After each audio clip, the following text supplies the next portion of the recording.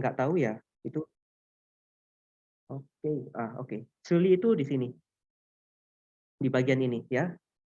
Ini saya ambil dari Republic of China ya. Petanya itu sekitar 1932, itu kurang lebih waktunya mendekati zamannya Denmark lah, kurang lebih gitu. Oke, next. Ya, ini bagi yang sering ke Cina ya harusnya tahu ya. Saya sudah lama nggak ke Cina jadi udah lupa. Oke, next. Oke, nah sebenarnya Mark ini adalah seorang dokter sebenarnya yang dia itu sangat baik ya. Dia eh, datang dari keluarga Kristen yang baik, yang mungkin sejak awal, sejak kecil itu selalu diajari untuk membantu orang-orang yang serba kekurangan, yang tidak mampu ke dokter. Jadi dia menjadi dokter itu untuk melayani mereka yang bisa dikatakan tidak beruntung lah seperti itu. Nah, awal dia bertemu dengan opium itu seperti apa? Nah, ternyata itu ada suatu waktu dia itu menderita suatu penyakit ya, yang waktu itu kita nggak tahu penyakit apa di perutnya. Dan satu-satunya cara untuk mengurangi rasa sakit ya, sebagai treatment untuk mengurangi rasa sakit, itu adalah dengan opium itu sendiri. Ya, jadi kita tahu ya obat-obatan seperti drug itu kan bisa apa ya mengurangi rasa sakit ataupun sebagai mengalihkan perhatian atau sejenisnya lah. Sampai akhirnya eh, tidak disangka dia itu menjadi seorang addicted, ya seorang yang kecanduan opium. Oke, dan kecanduan ini tentu adalah hal yang benar-benar memalukan dan menjadi sebuah skandal bagi keluarganya yang notabene itu adalah orang-orang Kristen yang terpandang ya, bisa dikatakan seperti itu. Dia juga adalah seorang dokter yang pada masa itu tentu kedudukan dokter itu adalah apa ya, bisa dikatakan seorang yang ya cukup ada strata lah di masyarakat seperti itu. Oke, next. Nah, lalu apakah dia katakanlah menyerah begitu saja ya dengan adiksinya itu? Ya, jawabannya tentu tidak ya, a big no gitu. Kalau misalkan dia menyerah dengan cepat ya kita nggak akan kenal Saint Mark, Saint Mark Chitienxiang sekarang ini. Oke, next. Nah, apa yang dia lakukan ya seperti orang Katolik yang baik pada umumnya itu dia akan mengaku dosa secara terus-menerus. Dia itu membawa segala dosa-dosanya, segala kesalahannya, kecanduannya itu di bawah kaki salib Tuhan kita Yesus Kristus ya, melalui pengakuan dosa seperti itu. Nah, kita bahas pengakuan dosa singkat aja. Nah, mungkin eh, saat-saat sekarang ini ya kita sebagai anak muda itu udah lupa ya tentang pentingnya pengakuan dosa. Pengakuan dosa itu adalah dan perayaan Ekaristi yang kita hadiri tiap minggu itu ada semacam suatu koin itu yang ada dua face tapi tidak bisa dipisahkan. Ya, kita pengakuan dosa itu membantu kita atau lebih tepatnya melayakkan kita untuk menerima Ekaristi. Ya, seringkali kita sebagai anak muda zaman-zaman sekarang ini datang ke misa itu apa ya sekedar ritual mingguan aja tanpa kita tahu bahwa keadaan jiwa kita ini belum siap, keadaan jiwa kita ini masih dalam katakanlah kondisi berdosa berat dan kita tidak mengaku dosa sebelumnya dan kita menerima ekaristi itu sama saja kita apa ya melakukan ya another sin ya another dosa lagi terhadap tubuh Tuhan kita Yesus Kristus kan seperti itu. Jadi ya mengaku dosa itu ya sangat penting untuk kita anak-anak muda yang sudah melupakannya sekarang ini. Oke, next. Nah, apa yang dikatakan oleh para orang kudus modern itu tentang pengakuan dosa? Nah, kita belajar dari Beato Carlo Acutis ya. Kita tahu beliau ini anak muda ya, kurang lebih seumuran dengan kita atau bahkan lebih muda, namun bisa menjadi seorang kudus ya. Dia bilang jiwa kita itu seperti apa ya, balon udara ya, seperti hot air balon yang jika ada mortal sin, ada dosa berat itu seolah-olah dia akan turun ke tanah ya, tidak bisa terbang lagi. Nah, confession itu seperti hidrogen yang mengisi balon itu agar kita itu bisa terbang terus. Ya, sedemikian pentingnya pengakuan dosa bagi seorang Beato Carlo Acutis agar dia bisa terus terbang ya katakanlah begitu dan dekat dengan Allah. Kemudian nah Santo Yohanes Paulus kedua ya kita semua tahu siapa beliau ini. Dia bilang di situ bahwa pengakuan dosa itu adalah sebuah perilaku kejujuran dan sebuah keberanian yang alih-alih kita hanya memikirkan dosa kita yang untuk dilaporkan kepada Romo semacam ya laporan mingguan seperti itu. Dia bilang pengakuan dosa itu lebih kepada kita itu mempercayakan hidup kita ya ke dalam tangan Allah, ke dalam kerahiman Allah dan belas kasihan Allah, pengampunan Allah seperti itu. Dan Santo Padre Pio, nah ini mungkin lebih ekstrim lagi ya, tapi kita semua harus bisa menyamakan standar yang dikatakan Santo Padre Pio ini kalau ingin selalu layak menerima Ekaristia. Dia bilang di sini adalah pengakuan itu bagaikan kita itu mandi ya. Kamu harus pergi ke pengakuan dosa itu minimal. Dia bilang at least itu 1 minggu sekali. Jadi Padre Pio menyarankan kita itu untuk mengaku dosa 1 minggu sekali ya. Kadang-kadang kita di era sekarang itu mengaku dosa cuma 1 tahun itu cuma 2 kali, dekat Paskah ataupun pada masa Advent kan, Prapaskah dan masa Advent ya. Itu pun bisa dikatakan ya formalitas kan untuk sekedar memenuhi kewajiban agama kita tanpa kita tahu seberapa penting, seberapa perlunya kita dalam menerima sakramen pengakuan dosa itu. Nah, dia bilang di sini bahwa jiwa kita itu seperti suatu room ya, suatu kamar yang meskipun dia itu sangat bersih, tapi kalau misalkan kita tinggal 1 minggu, cepat atau lambat dia akan dusting again, dia akan berdebu kembali. Sehingga kita harus sering-sering membersihkan itu. Nah, dengan sering-sering membersihkan room kita ya, kamar kita, jiwa kita itu, maka kita akan semakin layak menerima Kristus dalam sakramen Ekaristia, sehingga Kristus itu layak berdiam, tinggal dalam katakanlah room kita ya, kamar kita atau jiwa kita seperti itu. Jadi ya sebisa mungkin kita harus mengaku dosa sesering mungkin ya, nggak hanya 1 tahun 2 kali gitu.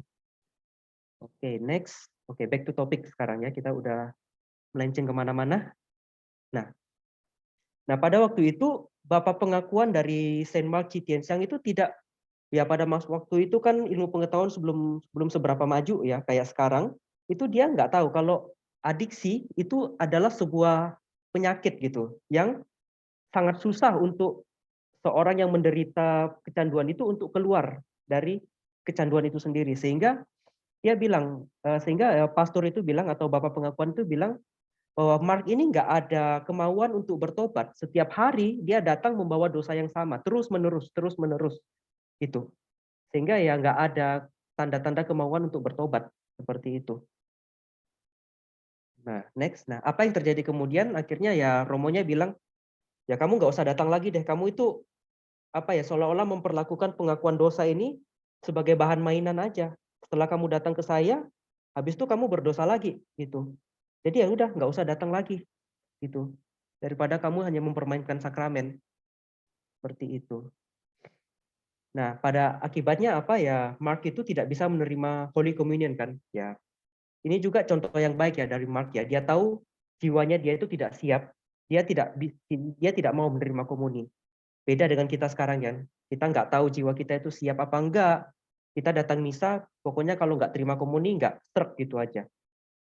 Nah, gitu. Jadi ya sering-seringlah mengaku dosa ya, seperti kata Padre Pio tadi. Oke, jadi ya dia tidak bisa menerima komuni dan ya bisa dikatakan perilaku Romo tadi yang pada akhirnya mengusir dalam tanda kutip ya mengusir Mark dari ruang pengakuan dosa atau bahkan mengusirnya dalam secara tidak langsung dari perayaan Ekaristi itu sendiri, itu banyak dari kita di masa modern ini yang menganggap bahwa perilaku imam seperti itu adalah bisa menjadi alasan bagi saya itu untuk meninggalkan gereja karena mungkin marah atau karena mungkin malu karena kita mungkin terperangkap oleh dalam kecanduan yang bisa dikatakan memalukan, menjadi aib bagi keluarga atau skandal dan sebagainya. Itu ya bisa dikatakan untuk saat ini banyak anak muda yang merasakan seperti itu, menjadi suatu alasan kuat bagi dia itu untuk meninggalkan gereja, tidak mau datang ke misa lagi, tidak mau menghadiri perayaan sakramen, dan bahkan jelek-jelekan gereja. Ya siapa tahu sih, saya nggak tahu. Oke, next. Nah, tapi lebih dari itu Mark itu tahu bahwa ternyata Allah Dan gereja, ya gereja dalam artian keseluruhan gereja ya, bukan tidak direpresentasikan oleh Romo tadi itu, secara khusus Tuhan kita Yesus Kristus itu yang dia inginkan itu adalah hatinya. Jadi meskipun Mark dalam keadaan ya couldn't stay sober ya, ngefly gitu ya dalam tanda kutip, itu dia masih bisa sadar itu bahwa Allah Tuhan kita Yesus Kristus itu lebih menginginkan hatinya seperti itu untuk terus berproses dalam perilaku tobatnya. Oke, next. Nah, akibatnya apa? Dia karena adiksinya itu dia tidak bisa menerima sakramen ya, terutama Ekaristi itu selama 30 tahun. Dan selama 30 tahun itu juga ini yang cukup bisa diteladani dari Mark ya, itu dia berdoa agar dia itu bisa meninggal sebagai martir karena satu-satunya jalan dia untuk mendapatkan keselamatan itu hanya dengan cara dimartir karena lewat sakramen udah nggak mungkin. Itu pikir dia waktu itu. Dia itu berani memberikan nyawanya ya demi Kristus, demi imannya seperti itu. Nah, apakah kita berani? Pertanyaan refleksif itu aja. Kalau saya ya nggak tahu juga. Oke. Nah, pada saat pemberontakan Boxer itu banyak orang Kristen ya itu yang dipenjara. Dan bahkan ketika dipenjara si Mark ini pun masih diolok-olok sama teman yang dipenjaranya. Akibatnya itu anggapannya dalam tanda kutip ya maling teriak maling gitu. Mereka bilang, Mark ini orang yang kecanduan, pasti dia yang pertama kali he will be the first to apostate ya. Dia yang akan pertama kali murtad gitu. Namun sebaliknya, tidak ada siksaan, tidak ada perlakuan apapun yang bisa memisahkan antara Mark dengan imannya, antara Mark dengan Tuhannya seperti itu. Karena Mark sadar ya bahwa Tuhan itu tidak pernah abandon dia, tidak pernah mengabaikan dia. Oke, ini ada suatu cerita yang menarik ya. Ketika Mark dan teman-temannya itu bahkan keluarganya itu dibawa untuk dilakukan untuk dieksekusi ya pada waktu itu, cucunya itu tanya sama Mark, ini engkong katakanlah gitu, kita itu mau kemana sih? Nah terus Mark bilang, kita akan pulang. Yang dimaksud pulang sini ya tentu bukan rumah mereka ya, tapi ya rumah yang di surga karena Mark percaya sebentar lagi sudah tiba waktunya dia menerima kemartiran dan dia akan ke surga ya karena dia percaya keselamatan itu melalui kemartirannya dia kan seperti itu. Oke, next. Nah, pada akhirnya Mark dan teman-temannya itu dieksekusi pada tanggal 7 Juli 1900. Nah, Mark ini yang ada yang menarik lagi di sini adalah Mark itu minta supaya dia itu dipenggal itu terakhir. Kenapa dia diminta dipenggal terakhir? Karena agar supaya dia ini ingin menjamin kalau keluarganya dia, teman-temannya dia itu gak ada yang meninggal sendirian. At least masih ada yang menemani, yaitu Mark. Ya, kita coba bayangkan ya, melihat teman-teman kita itu ya dipenggal satu-satu, sedangkan kita sendiri yang menyaksikan menunggu giliran kita untuk ikut dipenggal juga. Ya mungkin teman-teman bisa merasakan ya, seperti apa itu deg-degannya itu. Oke, pada akhirnya Mark menerima mahkota kemartirannya itu pada usia ke-66 tahun ya, sudah cukup tua. Ya, dia berjumpa dengan brother death yaitu saudara kematian ya. Ini saudara kematian itu maksudnya saya pinjam kata-katanya Santo Fransiskus Assisi ini. Nah, ketika mereka itu dimartir, terutama Mark itu mereka menyanyikan litani kepada Santa Perawan Tersuci Maria. Ini mungkin kisahnya seperti itu ya. Ada 7 suster Karmel yang dipenggal pada waktu Revolusi Prancis ya. Kalau nggak salah ada di videonya ya. Mungkin lain kali kita bisa lihat ya sama-sama seperti itu. Oke, next. Nah pada akhirnya Saint Mark Chitienxiang ini bersama dengan 120 orang martir lainnya itu dibeatifikasi oleh Paus Pius ke-12 24 November 1946. Dan di antara 120 orang ini ada pelindung kita tentu ya, namanya Santo Agustinus Caurong ya. Kita sudah pernah bahas tentang beliau ini. Dan pada tanggal 1 Oktober semua mereka ini tuh kemudian dikanonisasi sebagai orang kudus oleh Santo Yohanes Paulus II dan pestanya itu pada tanggal 7 Juli ya, sudah lewat. Tapi nggak apa-apa kita bahas sekarang. Oke, next. Nah, berikutnya kita akan bahas tentang grace and perseverance. Santo Mark ini sebenarnya adalah great example ya, sebuah contoh yang benar-benar baik ya, bagaimana rahmat Allah itu pada bekerja itu dengan cara yang sama sekali kita tidak bisa mengerti seperti itu. Bayangkan aja orang kecanduan ya, orang yang sudah maksudnya apa ya, dipandang rendah mungkin oleh masyarakat dulu, dan mungkin sekarang kita melihat orang kecanduan itu adalah orang yang mungkin tidak bisa diselamatkan, orang yang nggak ada harapan. Tapi dengan cara demikian itu Allah mau mengangkat dia, menjadikan contoh dia bagi kita, itu bagaimana rahmat Allah itu bekerja pada diri kita, pada semua kita maksudnya.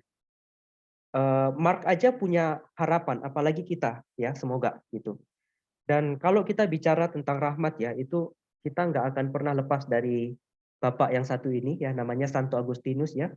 Oleh gereja itu dia diberi gelar sebagai Doctor of Grace ya. Santo Agustinus ini juga punya katakanlah suatu kecenderungan pada hal-hal yang tentu saja tidak baik. Bahkan setelah dia bertobat, itu dia masih bisa berdoa seperti ini. Ya Tuhan, jadikanlah saya itu suci. Tapi nanti aja deh, jangan sekarang. Karena kenapa? Saya masih menikmati keberdosaan saya, kurang lebih seperti itu. Namun ada suatu saat, itu Santo Agustinus berani berdoa. Ya Tuhan, jadikanlah saya kudus sekarang, saat ini juga. Dan kita semua ya, melalui Santo Mark Chitiensiang, melalui Santo Agustinus, itu kita ditantang untuk berdoa saat ini juga. Ya Tuhan, jadikan saya suci sekarang, saat ini juga. Jangan nanti-nanti gitu.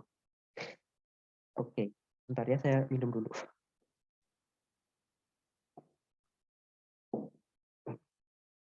Oke, nah kita berbicara tentang grace ya. Tanpa rahmat itu kita nggak akan pernah tahu Santo Mark, kita kan nggak akan pernah punya Santo Agustinus. Nah, apa sih rahmat itu sebenarnya? Ini menurut saya aja ya. Kalau ada yang salah mungkin ada Romo bisa memperbaiki.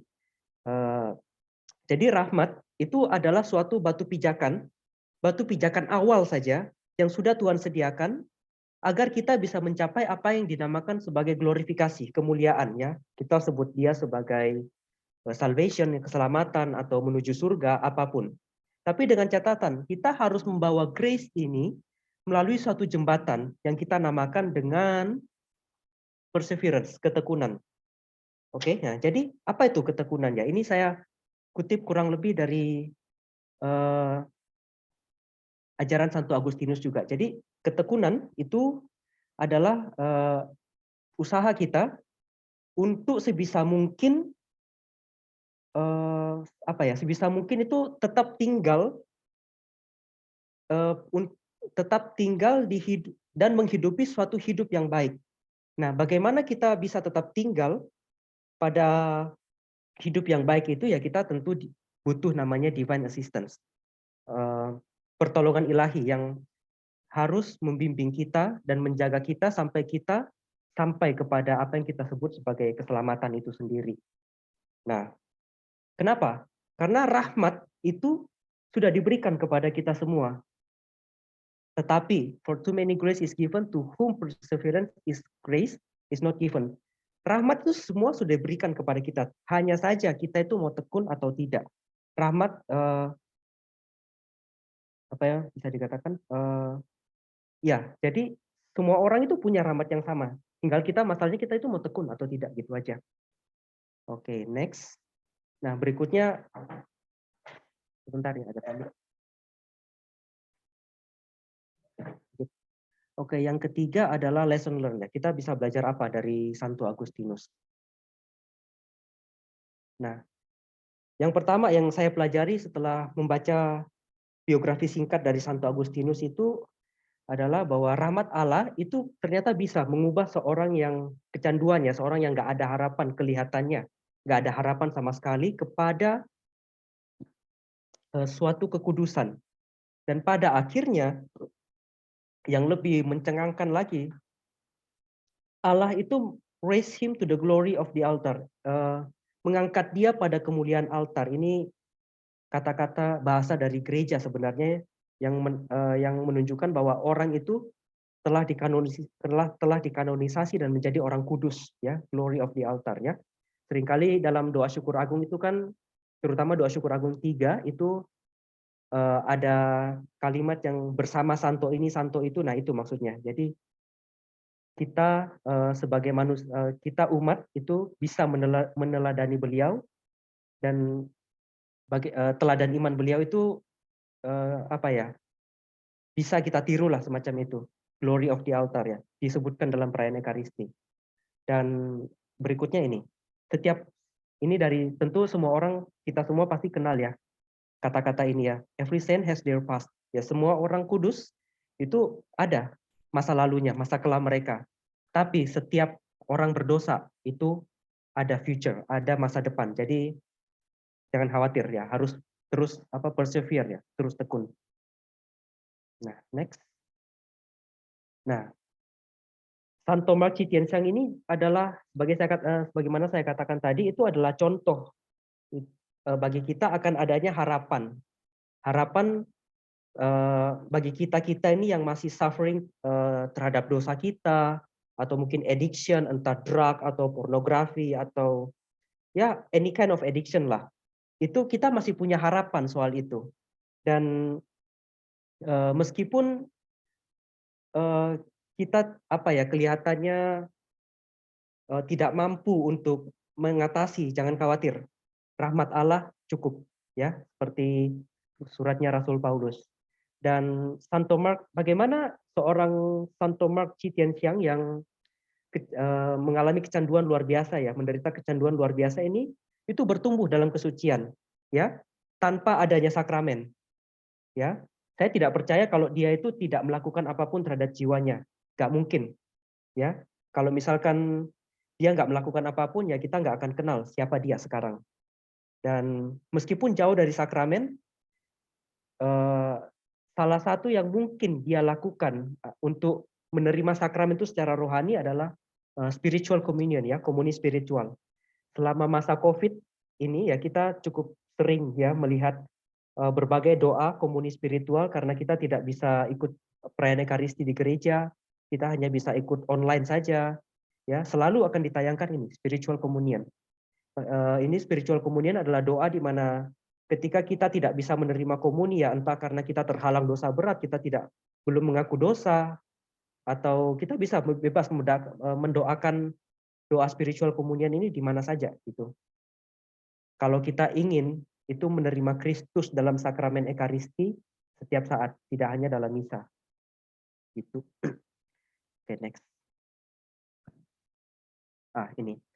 Salah satu doa spiritual communion, komuni spiritual yang cukup gampang dihafalkan, dan ini cukup saya suka ya, karena ringkas rumusannya itu salah satu yang diajarkan oleh Santo Jose Maria Escriva ya. Ini kurang lebih terjemahannya gini, ya Tuhan, aku ingin menyambutmu dengan segala kemurnian, kerendahan hati, ketaatan, dan kasih, sebagaimana bundamu yang kudus telah menyambutmu, dan dalam semangat dan jiwa para kudus. Ya, kita bisa doakan doa ini di mana saja. Ya, terutama itu ketika kita tidak bisa merayakan perayaan Ekaristi. Ya, tapi ya of course di mana saja. Dan saya pernah baca ya, doa ini tuh ditulis oleh Santo Jose Maria waktu dia sedang dalam perjalanan, dalam kereta. Ya, dia begitu rindu untuk bersatu dengan Kristus dalam Ekaristi. Dan harusnya kerinduan itu tuh menjadi kerinduan setiap kita orang Katolik. Oke, next. Nah, ternyata kecanduan itu tuh tidak hanya diderita oleh Santo Mark Chitiensang atau Santo Santo Agustinus, bahkan Rasul Paulus sendiri pun itu ya di beberapa tafsiran ya, di 2 Korintus 12 ayat 7 sampai 9 ini, itu banyak yang menafsirkan bahwa dia itu ada semacam penyakit, semacam adiksi yang juga dalam tanda kutip ya menggorogoti Santo Paulus ya. Dia tulis di situ, dia diberi suatu duri dalam dagingku. Dan Santo Paulus itu sudah berulang kali minta sama Tuhan ya, dia bilang, aku sudah 3 kali berseru kepada Tuhan supaya utusan iblis ya, duri dalam daging itu ya, penyakit atau kecanduan itu, untuk mundur daripadaku. Tapi Tuhan jawab apa? Cukuplah kasih karuniaku, cukuplah rahmatku, sebab justru dalam kelemahanlah kuasaku menjadi sempurna. Ya, jadi kalau misalkan teman-teman kita semua, ya bahkan saya sendiri, ketika kita mengalami suatu kecanduan, yang menderita suatu kecanduan itu jangan khawatir. Ya, yang penting kita itu tekun dan malah kita itu menjadi perpanjangan tangan Tuhan untuk memperlihatkan bahwa kuasa Tuhan itu ternyata lebih besar dari yang kita kira. Karena ini dia bilang di sini, justru dalam kelemahan kita itu kuasa Tuhan menjadi lebih sempurna. Dan karena itu aku senang dan rela itu. Bahkan Santo Paulus itu memberikan teladan yang cukup baik ya, sangat baik malahan, bahwa dia itu senang dan rela berada dalam kelemahan, berada dalam penderitaan ini, dalam siksaan, di dalam kesukaran, di dalam penganiayaan malahan dan kesesakan oleh karena Kristus. Sebab jika aku lemah maka aku kuat ya. Jadi jangan katakan bahwa setelah kita dibaptis, kita menjadi Katolik, menjadi pengikut Kristus, segala sesuatu itu akan berjalan mulus-mulus saja. Enggak, ya. Bahkan Rasul Paulus pun cukup banyak menderita dalam hidupnya, ya, kita tahu itu. Dan terutama ini, adiksi juga atau suatu penyakit lain, duri dalam daging. Tapi jangan khawatir, cukup kasih karuniaku bagimu. Oke, mungkin itu aja sharing saya. Lebih kurangnya saya minta maaf. Terima kasih. Wah, terima kasih Saudara Albert. Ini mungkin akan dilanjutkan oleh C Siang-Siang dulu ya.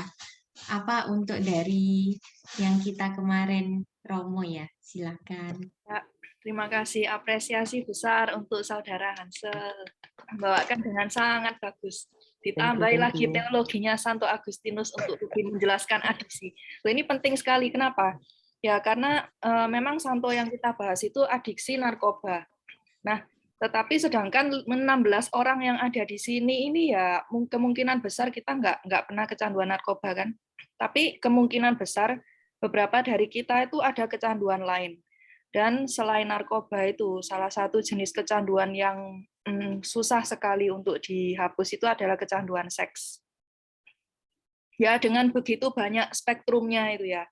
Nah, jadi Santo Agustinus yang dibahas tadi, itu dia kan juga gitu kan, kecanduan seks. Makanya dia bilang pada Tuhan, Tuhan jadikan aku kudus, tapi jangan sekarang, besok aja. Gitu. Kenapa? Karena waktu itu dia masih tinggal dengan gudiknya, dia masih mengenjoy itu. Ya itu. Nah, teman-teman, khusus untuk acara malam ini, sebenarnya saya dan Nita itu sudah pergi untuk bertanya kepada seorang romo, ya seorang romo yang di Keuskupan Surabaya ini, dan kami bersyukur sekali bahwa ada seorang romo itu yang dia punya masa lalu yang sama. Dia itu dulu pecandu narkoba juga. Ya sekarang tentu aja usianya sudah mungkin 50-an begitu ya. Tapi dulu waktu dia itu masih usia belasan tahun itu, waktu betik-betik itu ya, dia tuh pinter sebetulnya. Jadi sekolah itu sebetulnya pinter gitu loh. Tapi ya itu ya karena anak-anak waktu masih kecil itu merasa keren-kerennya gitu kan. Gua semakin nakal tuh gua semakin keren gitu. Nah, jadi dia kemudian jatuh kepada pergaulan yang buruk. Kemudian dia sampai pakai narkoba dan yaitu Tuhan tidak pernah meninggalkan dia. Jadi jalan kesembuhannya itu adalah ya waktu waktu itu dia ditangkap gitu, waktu sedang asik nyandu bersama teman-temannya gitu ya, dia ditangkap oleh polisi, kemudian dia dipenjara. Di penjara itu 3 bulan ya kalau nggak saya Nita ya. Terus ya jadi selama 3 bulan itu mamanya datang mengunjungi dia gitu. Dia bilang biasanya lo orang mengunjungi orang yang di penjara itu kan bawa makanan, bawa apa gitu. Ini mamanya nggak bawa apa-apa, cuma bawa Alkitab aja. Nih kamu, emploan.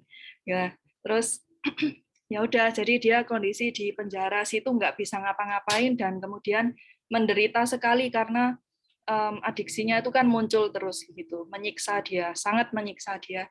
Ya dia cuma punya Alkitab, ya itu dia baca terus. Selama 3 bulan itu setiap hari pagi, siang, sore, malam selalu seperti itu.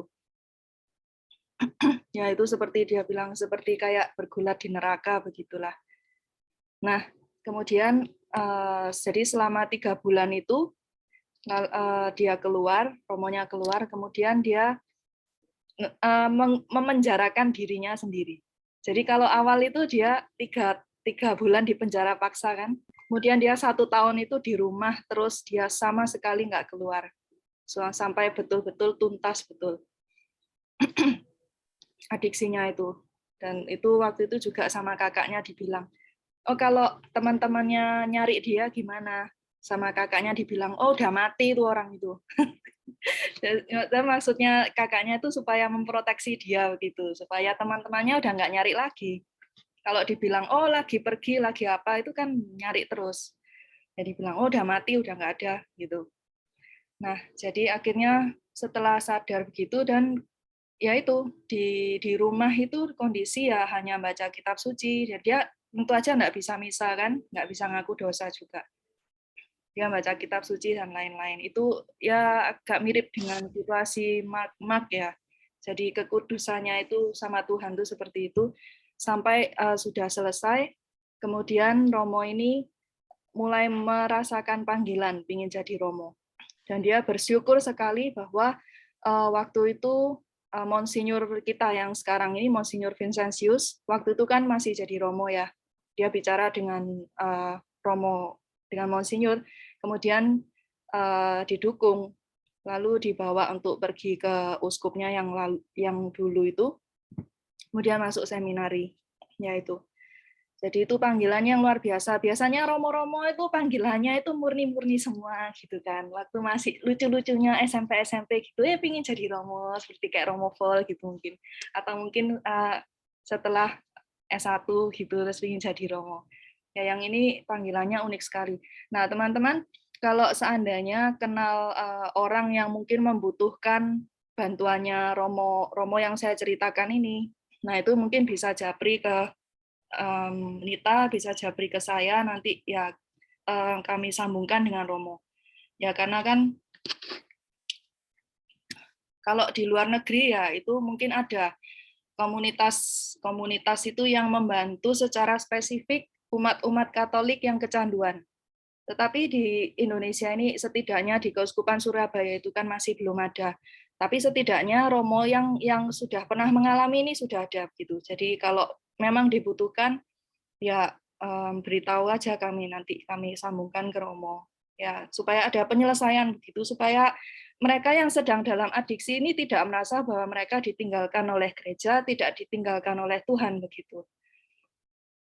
Ya itu saja Ya sih. mungkin Ya. oh iya, aku tadi nambahin yang mungkin ini ya, yang sebenarnya yang dia dicariin temennya.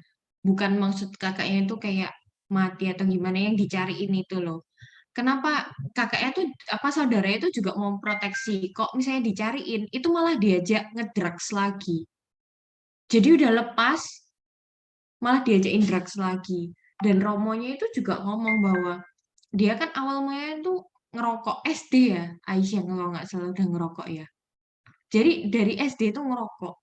Terus SMP itu mulai miras, kayak gitu ya kalau nggak salah. Jadi kayak dosisnya tuh nambah terus kayak gitu loh. Mungkin kita juga kalau adiksi, oh ya wis, dikit aja. Tapi kita tuh pintunya itu loh. Pintunya itu yang menuju ke neraka kayak gitu. Jadi ya ya udah kayak harus hati-hati karena begitu kita ketemu pintu pintu kemana saja, ya itu kita bisa kemana-mana nanti. Terus selain itu juga menurut aku tuh ya Roma juga ngomong sih bahwa apa ya lingkungan kita mungkin kita tuh emang sih nggak pilih-pilih teman kita bisa berteman dengan siapa aja dan bahkan kita bisa menolong sesama yang seperti itu. Tapi menurut aku kitanya sendiri juga harus kuat kayak gitu. Misalnya kita pun ingin menolong orang yang seperti itu adiksi, kita harus punya suatu kayak apa ya komunitas atau tempat berpegang. Jadi ketika kita mulai kayak goyah atau misalnya pun kita goyahnya itu bukan goyah ke adiksinya mereka, tapi kita goyah untuk menolong mereka, itu kita juga butuh bantuan sih menurutku kayak gitu. Dan tadi aku mau apa ya? Oh ini ya, yang korek nih ya Aisyah ntar kalau salah. Jadi Roma itu ngomong, sebenarnya apa sih yang bisa kita lakukan untuk memerangi? Pertama tuh tekad kita itu harus bulat.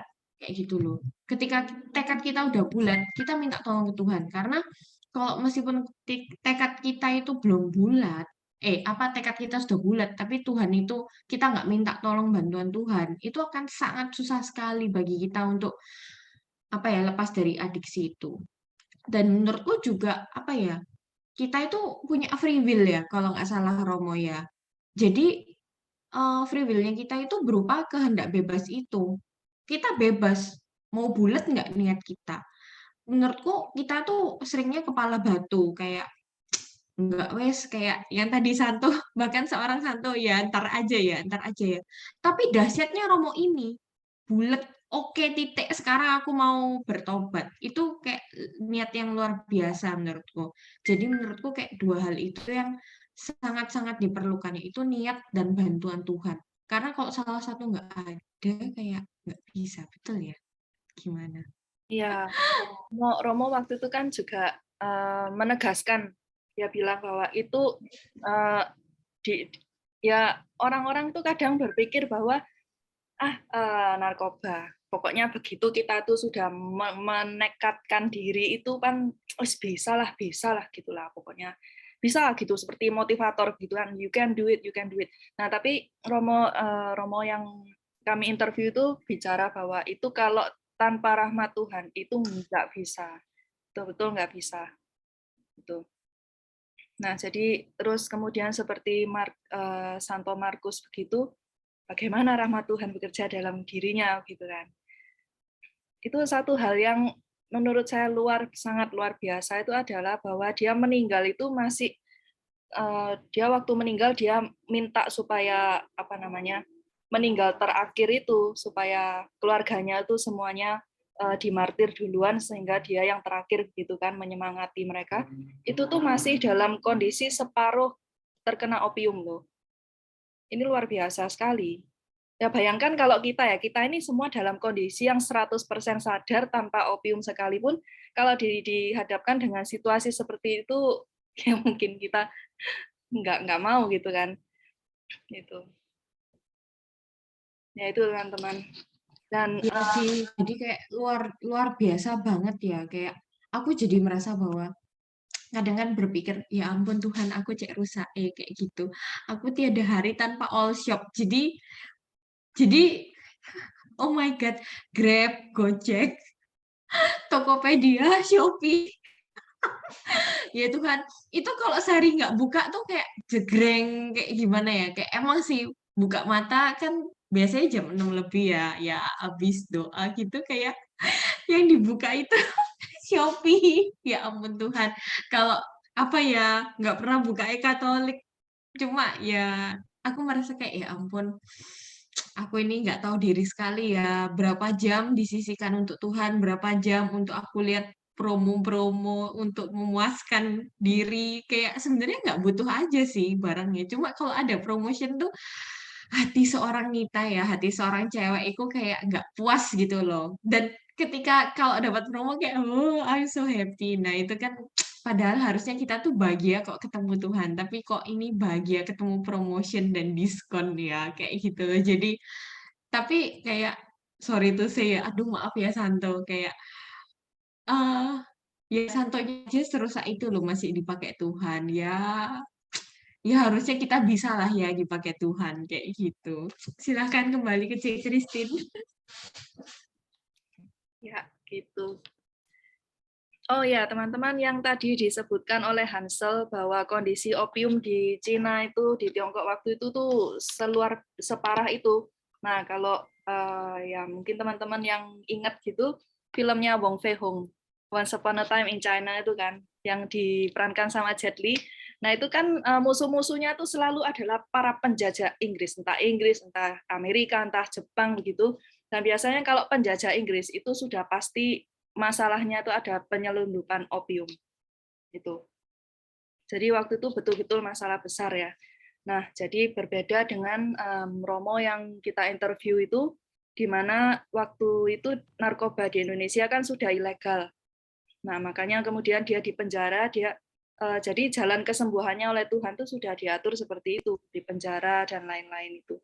Nah, tapi situasinya Mark ini waktu itu opium itu sangat menjamur di Tiongkok situ kan. Bahkan permaisuri terakhirnya Tiongkok itu meninggal karena opium, overdosis. Nah, jadi dalam situasi masyarakat yang seperti itu memang nggak gampang untuk Santo Mark ini, Mark Jitianxiang ini untuk betul-betul sembuh, karena ya oke, memenjarakan diri di rumah nggak pakai opium, oke, tapi begitu keluar loh semua orang pakai opium. Bahkan waktu itu zaman dinasti Qing waktu itu polisi di dinasti Qing itu ya, mereka tuh bawa dua tongkat selalu. Yang pertama itu kan senapan kan, rifle begitu. Yang satu itu tongkatnya opium.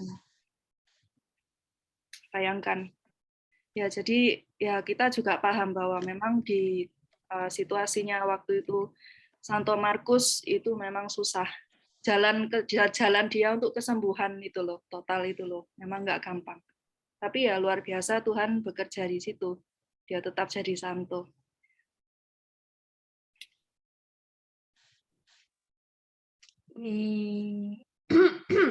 Mungkin teman-teman ada yang mau sharing, mungkin sesi sharingnya dibuka ya. Jadi recordingnya bisa di off kan dulu kalau sharing kayak kita